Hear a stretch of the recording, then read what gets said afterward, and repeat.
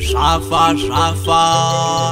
Mwana nemunini Mesbesi wa mambo Waze kuti kuno ini ndiri mambo Ndomuka nchishanda Vanoda kunditisa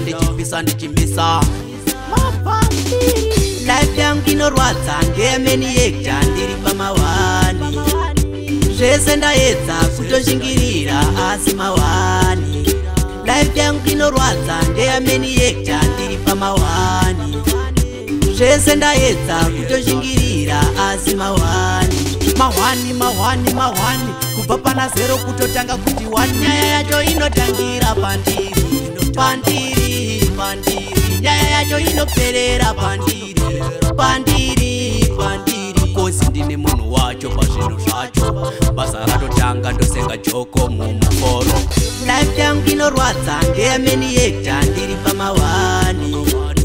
Zvese ndaedza kutoshingirira asi mawani Life yangu inorwadza Ngemeni yekta ndiri pamawani Zvese ndaedza kutoshingirira asi mawani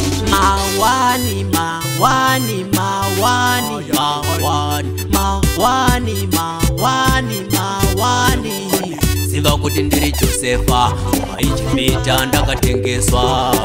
Inini ndokuwisa bolo Ziva ndikufaita tombo Life yangu inorwadza Ngemeni yekta ndiri pamawani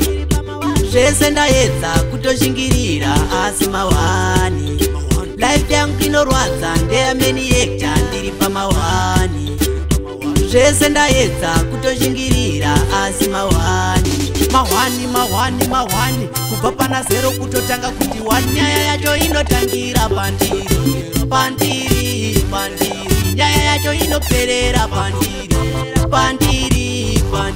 Kosi ndine munhu wacho pazvinhu zvacho Basa ratotanga ndosenga joko mumuforo Life yangu inorwadza Ngemeni yekta ndiri pamawani